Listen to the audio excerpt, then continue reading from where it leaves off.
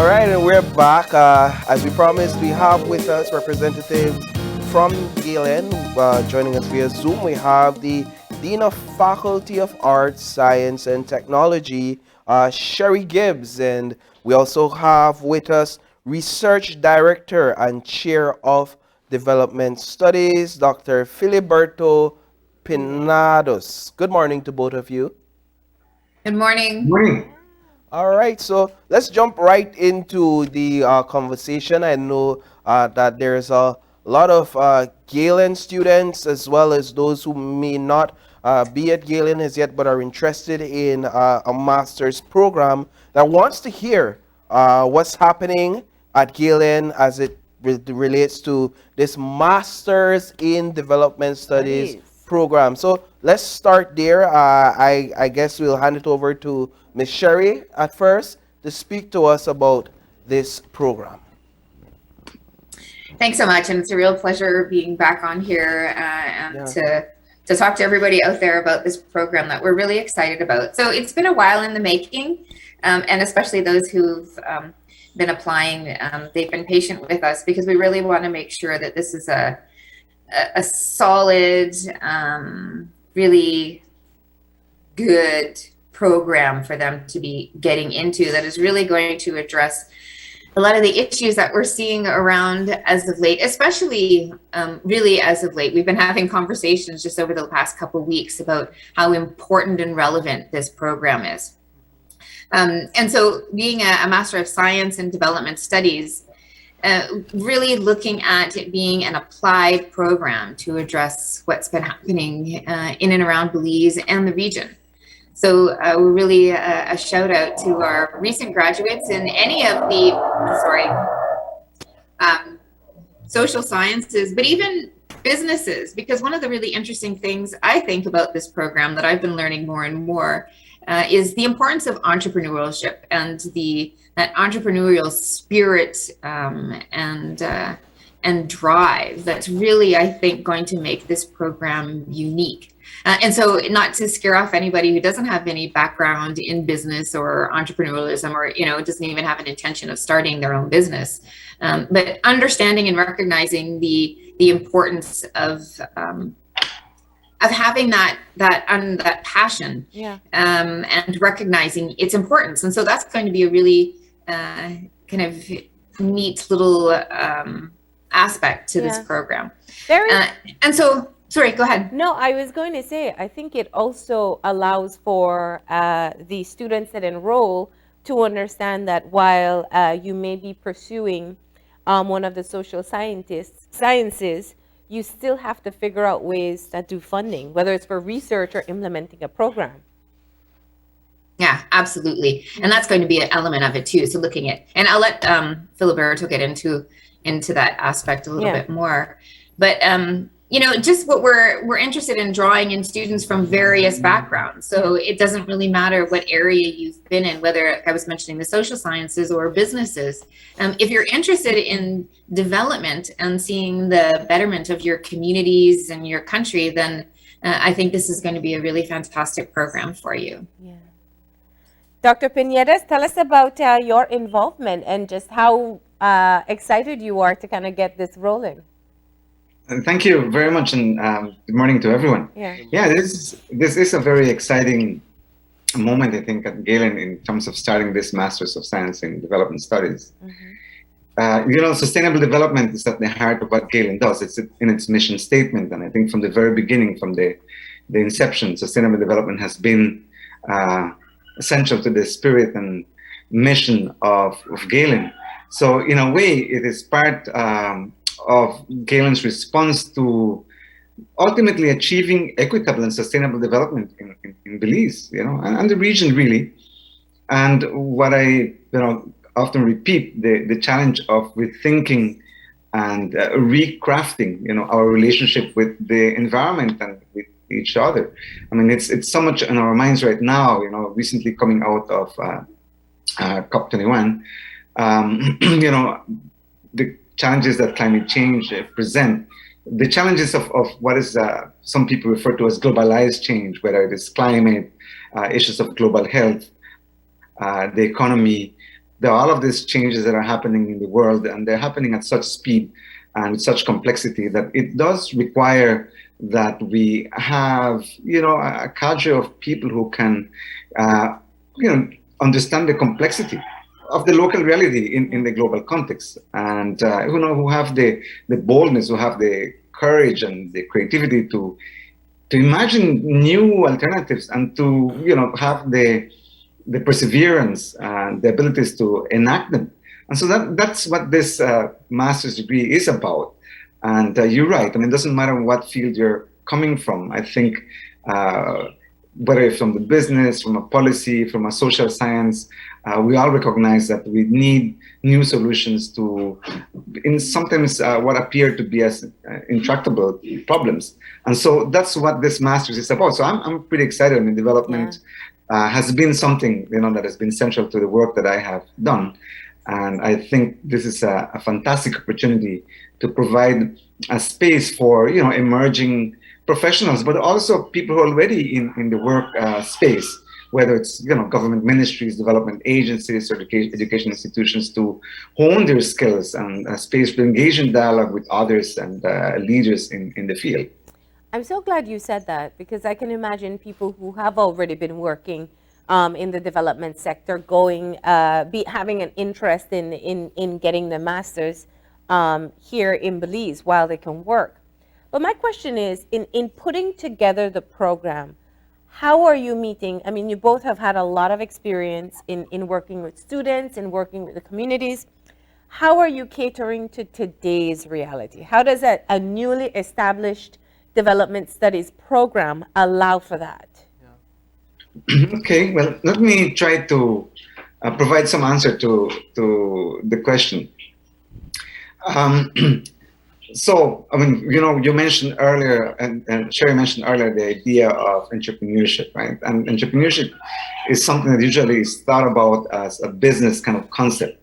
Entrepreneurship has become kind of, a buzzword, something that is thrown around. The way that we understand entrepreneurship is really the ability to think creatively about something and being able to mobilize both the intellectual and material resources to respond to them in a kind of new way. And that's at the center of what we are trying to do. Now, development is as a practice, as an enterprise has been ongoing for quite some time, since the very concept, started around the 1950s. And it has evolved. There are different ways of thinking about development. There are lots of critiques about development. And I think in the current context, in order to respond to the current context, we need to understand both the history and the different views about development. It may sound something simple and sometimes very difficult to define the concept of development. So first of all, we want students to have a critical understanding of development and the history of development. Two, we know that in Latin America and the Caribbean that there have been some very interesting proposals about development that have emerged. Very interesting concepts and practices regarding development that have emerged from communities such as indigenous and local communities. That all needs to be part of the conversation. So that's the next element I think that is really important. And then we really want to provide students with some practical skills, if you want. It's not only about theory, but providing with research skills. That's going to be so necessary. Things are changing so fast. You really need to have research skills. It doesn't matter where you work. You need to be up to speed with what's happening. But then we also recognize that, there's very interesting policies that are being developed globally and nationally, and new policies that need to emerge. So we want to provide students with a foundation in policy making. And then community engagement. Again, things have changed significantly in how we engage with communities. There's a lot of local knowledge. There's a lot of knowledge that we sometimes forget to take into consideration because we've been trained at universities. We need to kind of democratize the knowledge space, if you want. Yeah. And that's another of the things that we really want to emphasize in what we're doing. But ultimately, we think that the people emerging out of this program, we want to create a space for them to become kind of innovative and transformative actors. Who is this program for? What's your target? Well, as we mentioned earlier, I mean, both students who recently graduated, but also people who are working. So if you think maybe perhaps like, where might these people end up? Okay, our aim is to really prepare students who are going to be able to, or are working already in local, regional, international NGOs, that are tackling development challenges. This would be perfect kind of endpoints, jobs for graduates of this program, or people who are already in this kind of situations, who want to improve their skills and develop more competitive, more effective skills. This would be a good program for them. People who are in ministries, government ministries, or are thinking of working in government ministries and departments, especially in the areas of research, policy formulation, community engagement, community development. Those that we think are two important areas. But also, even, for example, if people who are in the business field, okay, and who want to blend their kind of, their expertise, their business spirit with development studies. I think this would be really good because it allows you to understand the challenges and be able to respond from a business standpoint, to the challenges that we're facing. Yeah. So the program launches when? January 10th. Yeah, sorry. Go ahead. Yeah, that'll be the first week of classes. So coming up soon. So people can enroll now. Let's talk about how affordable it is. Yeah, so when it comes to affordability, I think what we've done with this program, and all of the programs at Galen, is to ensure accessibility. Yeah. And so we have currently a reduced rate in tuition. So it's, I think, I double check. I think the tuition, so it's 20% off of the normal tuition rate.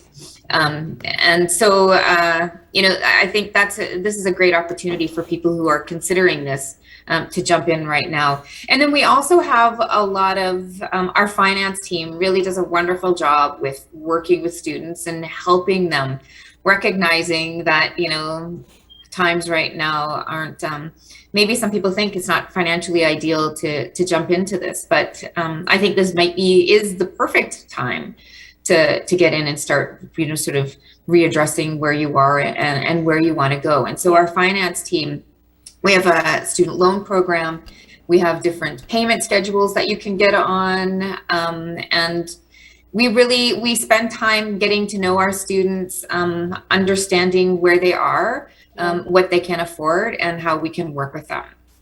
Now, just one final question. As we look at the program and the skills that one would be able to acquire if they pursue the Masters in Development Studies, for people who are already working in the development sector, what would you say to them about what would incentivize them to enroll in the program? How will it enhance the work that they're already doing?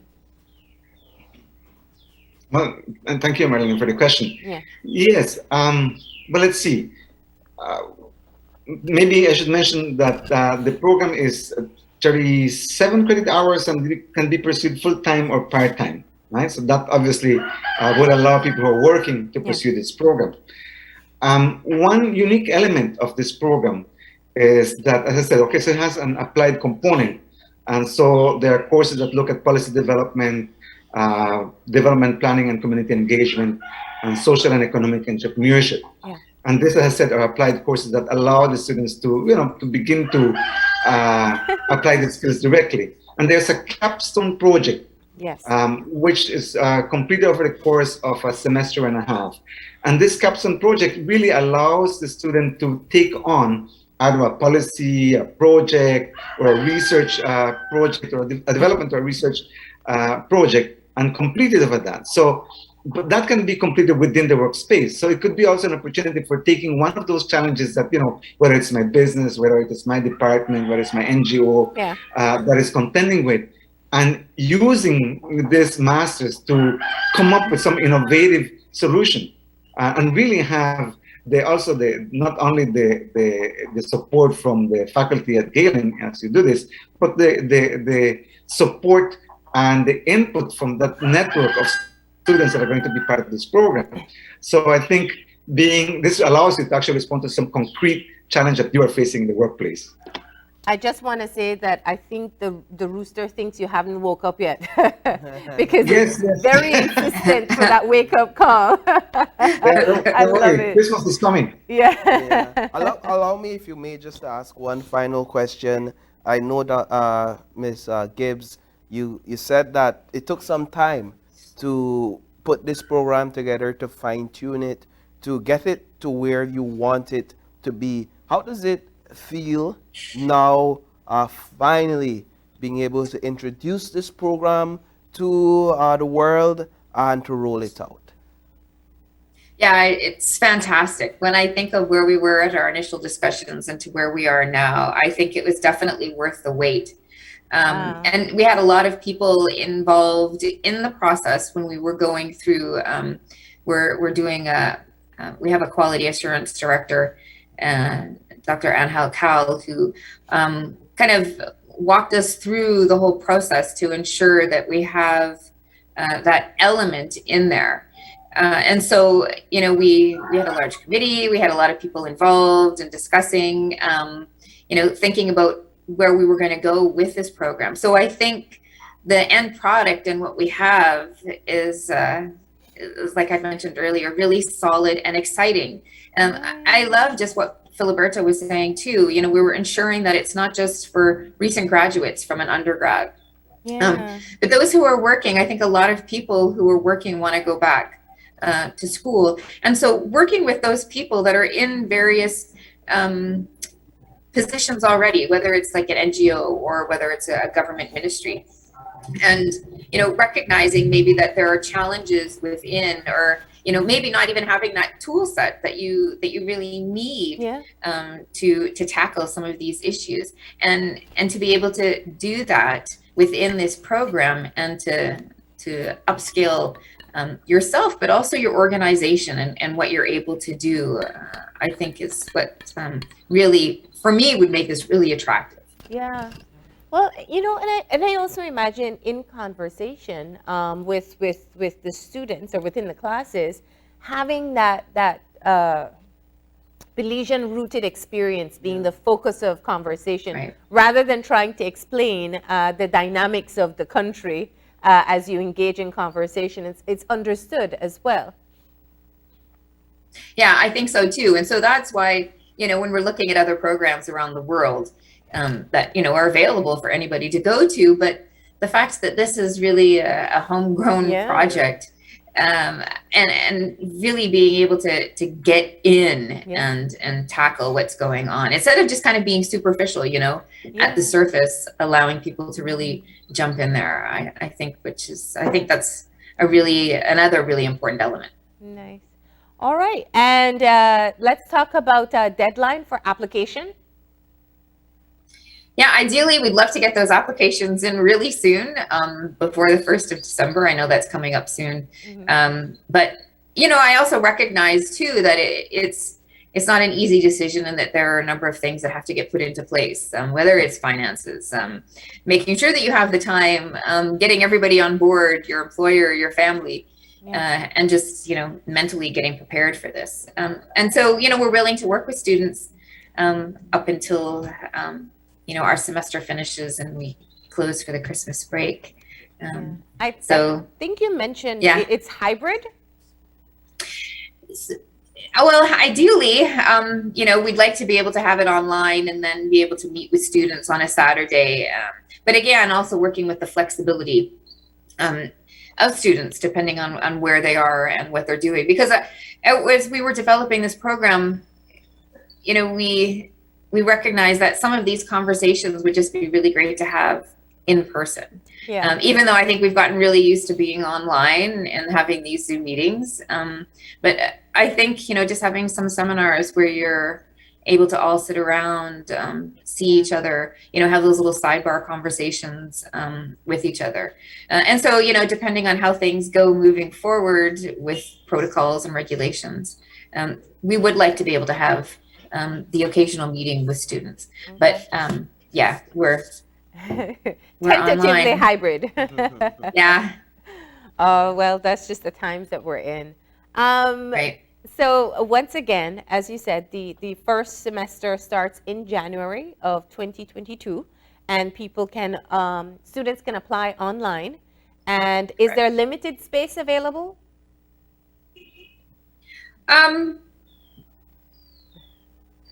Yes, but we're also, submit your application and get it in as soon as possible. All right. All right. So, well, we want to thank you both for joining us and for having this conversation with us. We look forward to a later discussion where we talk about, how enrollment has been going and how the program has been transforming lives. So thank you both for talking with us this morning. Thank you. All right. Excellent. Thanks so much. All right. So with that, we'll take our third break. And when we come back, we'll be discussing all things insurance and awareness. So stay tuned. We'll have that discussion when we return.